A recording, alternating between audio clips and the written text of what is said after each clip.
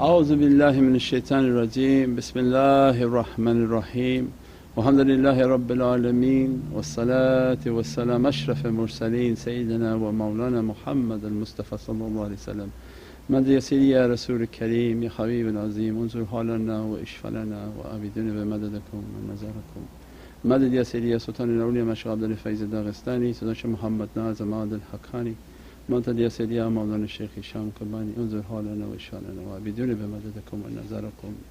Inshallah fi hada al-majlis. Nazim atubu ilayk ya Rabbi Allah. A'udhu billahi minash shaitanir rajeem. Bismillahir rahmanir rahim. Ati Allah, Ati Rasul wa ulul amri minkum. And alhamdulillah, reminder always for myself.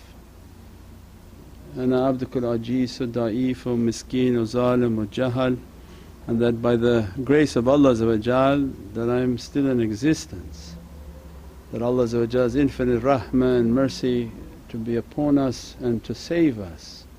We took a path in which to be nothing, to deflate as much as possible and to try to reach as close as possible to the love of Sayyidina Muhammad, which is the love of the Divinely Presence.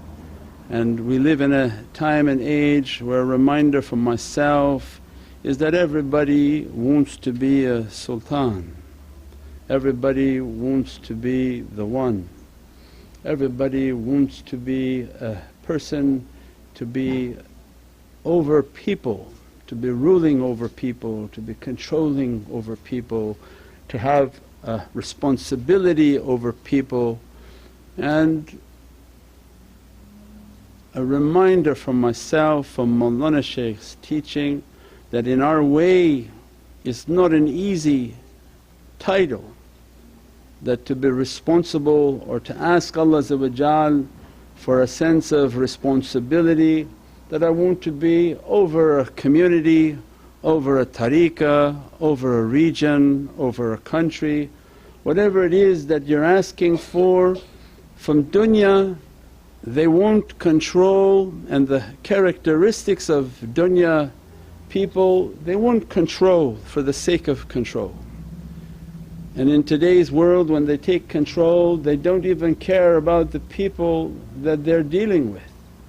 They don't feed them, they don't clothe them, they don't take care of them. They basically take whatever they got and put into their bank accounts. This is dunya characteristic, whether it's for politics, whether it's for religion, whether it's for whatever purposes they think they're serving, that the characteristic is just for the title and they don't care for the people. And Mawlana Shaykh's reminder from Prophet is to be Khatam al-Ummah, to be a servant for the nation of Sayyidina Muhammad, be Qudam Rasul, to be servant of Sayyidina Muhammad is the service of Allah, and the reminding of the character of one whom Allah is going to bestow a ahad, a covenant with that servant, that Allah will ask that servant that, if I'm going to bestow my favours upon you, my realities upon you, a title upon you, what is it that you're wanting from that? And those whom accompanied perfected shaykhs, they taught them that your whole life and all your prayers is that, Ya Rabbi, let me be of service to the nation of Sayyidina Muhammad. And they view the nation of Prophet the nation of all the Prophets. They make no distinction, and their associations are not limited to any particular type of people, race of people, colour of people. They live a life of service of whatever Allah gave to them. They serve the people with what they've been given. It's not about making a title for yourself and then not caring for the people, so then they showed by example. Our example is Mawlana Shaykh Hisham Qabbani Qaddasallahu Sirruh. 72 books, thousands of web pages, thousands of articles teaching that whatever Allah bestowed upon me in my heart, My life was to be of service to Sayyidina Muhammad, be service to the nation of Sayyidina Muhammad. Means that that is the food and the sustenance of the soul of people. That what you get from Allah feed them. And there are people who feed the body, alhamdulillah, and there are people who feed the souls of people through their knowledges, through their character and their teachings. That is the rizq and sustenance for the soul. When you hear a haqqaiq and you hear a reality and you hear a teaching, that goes directly to your soul. That which you don't know, how you can ask for it? But that which, that's why Prophet taught that seek knowledge even all the way to chin. Means live a life in which you seek knowledge, because this knowledge, as soon as you hear it, you go to sleep, your soul understood a reality. Your body got out of the way, your soul is travelling to the throne of the Divinely Presence. Say, Ya Rabbi, I heard this, and it doesn't matter the age of the soul. They sleep with wudu, you go to bed, the soul is moving under Arsh al-Rahman and say, Ya Rabbi, I heard this. And Allah said, you heard it? Swim in the oceans of its reality. Allah Kareem. Allah doesn't make a difference and say, no, you're different, you're like this, you're like that.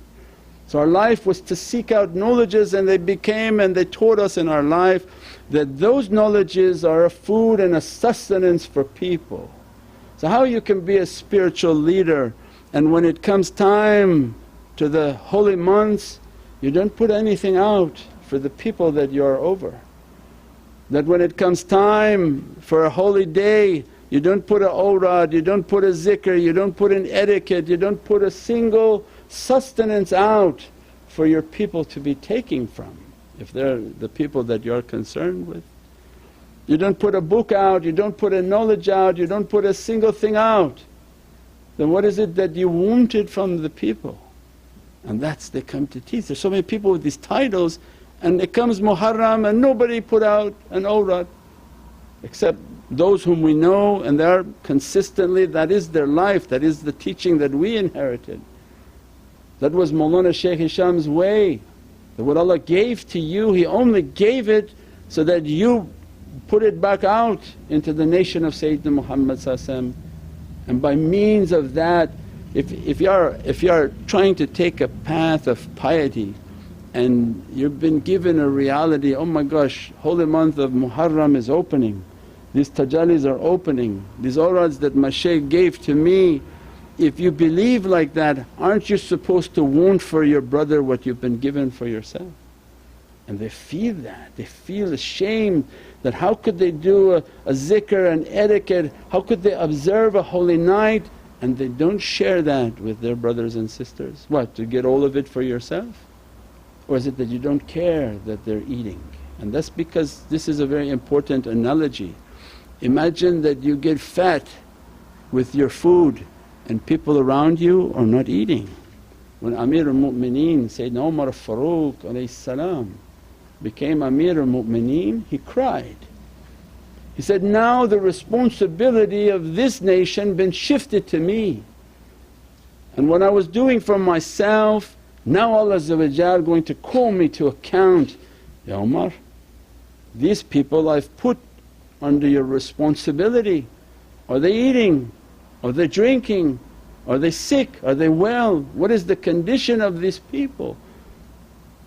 Means with that reality, with that logic, with that understanding, they cared for the people. Now which is more important to Allah, physical food and spiritual food, or spiritual food? Spiritual. The spiritual food that dresses the soul for all of eternity. Then what do you think the holy companions felt at that time? Of what been taught to them was their entire obligation to continuously convey it. And they lived a life of service. They served the people, they taught the people. From whatever realities, whatever knowledges, whatever Prophet conveyed to them, to their darajats, they conveyed out to people to be of service. So they opened for us the feeding of people, not only physical but what they give of their spiritual realities. It's not easy to put people together and convey knowledge. It's not easy to put people together, bring them together encourage them to make websites and encourage them to type articles, encourage them to put together books, encourage them to put together television shows. For what? Because that knowledge, that food has to be disseminated to the people. Because Khadim al-Rasul, and to be a servant of the nation of Sayyidina Muhammad, if you stay quiet and you don't disseminate, shaitan is quickly moving right behind with the Hizb al-Shaitan and all of their awful teachings that are filled with hate and they come against the love of Sayyidina Muhammad. So it has a tremendous reality of food, it's a sustenance. What Allah describes in Surah Al-Ihsan, Surah 76 verse 8, Shaykh, your recitation better than mine. If I recite they'd be scared. Shaykh Shahzad. Bismillah. 76:8, Surah Al-Ihsan verse 8, Shaykh. Or we can put Abdul Basit. That mic on? Which mic? أعوذ بالله من الشيطان الرجيم بسم الله الرحمن الرحيم ويطعمون الطعام على حبه مسكينا ويتيما وأسيرا صدق الله مولانا العظيم. Means whom? Allah said they feed you. They feed you from what they love, because this is a description of these Rijalullah. From Surah Al-Ihsan, because the perfection of character Allah wants as a reminder. This is not to glorify oneself, we are nothing but donkeys. But this is a reminder for those of us on the path, our life is to propagate knowledge. Our life is to be of service. A life that not propagating knowledge, not being of service is wasted in Allah's eyes. It was a life of self-glorification and taking care of only the self. And they never reached to their amanat, their ahad, their covenant with Allah. And what Allah describes of these servants, that they feed you not the garbage but what they love. They love what they received with blood, sweat and tears in the way of Allah, through their struggling, through their striving, how much they fought against themselves and their desires. And whatever Allah put of difficulty upon their path, and many who are on this path they know what difficulty means and what testing means, and what you want it doesn't come, and you have to have sabr and wait and wait and wait through all sorts of testings. And Allah said, they feed you from what they love. I mean, feed you what? Kebabs and chicken downstairs? That's by means of that food barakah coming into the body. That's why they have to make the barakah to be appealing. If they put barakah in pieces of tofu and just said, here has like a huge barakah, eat the tofu, he said, I'm not going to eat that, Shaykh, doesn't look appealing to me. So even the rahmah of Allah's barakah, they have to package it in all sorts of nice things to eat. Mushkil Gushad, here just a few nuts in the story of Mushkil Gushad. They would say, go to the nut store, bring some nuts for me, I make du'a upon it and take away all your difficulties. Look at Allah's rahmah. Now Mushkil Gushad has chocolate, has raisins, has rice, has coffee, has latte, has tea. Everything as a means, because they want to feed you from what Allah bestowed upon them. But higher is to the soul. They live a life in which to propagate to the soul of people. If you want to be a ruler over people and you want to call yourself with all these titles, at least send them their awrad, send them their zikr, send them what will bring a barakah and a rahmah upon their lives. To gather people together, make a website and pay your website fee so that it stays up and doesn't collapse. Every 6 months website's going down. Why? You can't come together enough to propagate the message and the love of Sayyidina Muhammad. It's so low on the priority. But if it's a business site, it's up for years. Even the guy's not in the business, he still pays the fee to keep that website going. But in the way of Allah, no way. After 6 months it's a missing link. Means it is work to put these people together, and that knowledge together, propagate that knowledge and live a life in which to propagate. But Allah said they're going to feed you from what they love. But these 3 characteristics are eternal for us. That to be with them and to take a path with them of realities, and they're going to feed you, but they need you to be from the miskeen, from the yatim and the captive servant of Allah. And they do that for the sake of wajh Allah. It says in the Qur'an, for the sake of Allah, but it's much higher. These rijal, they do what they do for the holy face of Allah, means they are above these realities of Islam, iman. They are in the oceans of maqam al-ihsan, where Prophet described maqam al-ihsan, all your worshipness as if you see Allah, wajh Allah, that you are in the presence of the holy face of Allah. Whatever that may be, Allah has to reveal to that servant. They do all their amal for that, and they ask nothing and reward from anyone, and they don't care if the people like it or don't like it. They don't do it for the satisfaction of people, because people will alter your belief. So, oh no Shaykh, let's do it like this, let's do it like that, and every day that knowledge will change.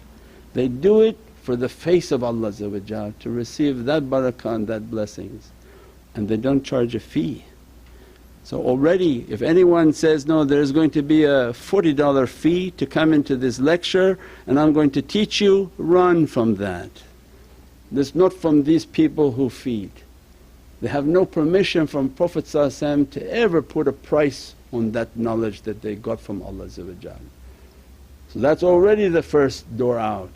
So from these 3 categories Allah asking, you have to be miskeen to be with them. If we're talking about spiritual sustenance, means to sit at their table, don't show any knowledge or anything that you think you know in their presence. Because we're not talking physical food where you have to be a starving person to sit and eat with them, we're talking the spiritual understanding. You want to take from their spiritual realities, Allah not the Shaykh is telling you, Allah through His beloved messenger Sayyidina Muhammad is telling that if they want to feed you, you have to be a miskeen. Means come to them with nothing. No matter how much you think you know, you've been trained on a path, I know nothing, I know nothing, I know nothing. Why? So that the Shaykh can continuously pour into your heart. But if a scholar sit with them, there's a big conflict, because he knows a little bit, and what little he knows will block his heart, and so say, what hadith is this? Prove this hadith for me, do like this, do like that, and every knowledge will be blocked by just a little knowledge that that person has. Allah says, be miskeen in their presence. Say, I have nothing. Even Allah gave you all the ulum of all the 7 heavens in their presence, pretend like you know nothing. So we were trained to be miskeen, go everywhere as if nothing, I know nothing, I know nothing. Allah pour into your heart all realities. Second is be yatim, that come to them disattached. Yatim is the big secret. How you can follow them if you're attached to everything else. Everything wants to tell you what to do, everyone wants to be your shaykh. Even the one who says there is no shaykh, he's the shaykh of there is no shaykh. And that's his role in life, to go around telling people there is no shaykh. That's a shaykh of no shaykhs.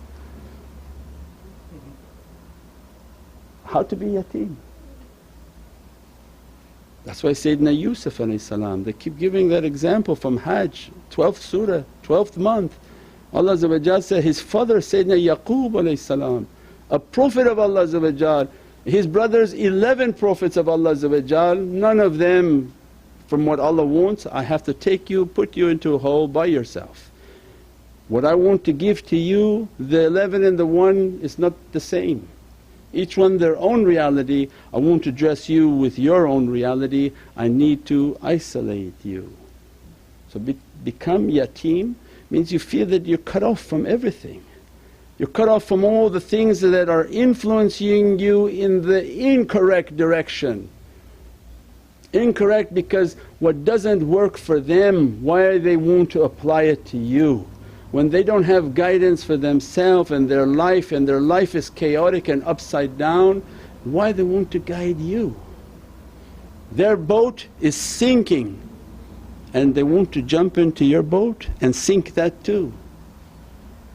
Because you don't find competing awliya, you don't find competing people who are kamil and perfected in their guidance trying to steal other people.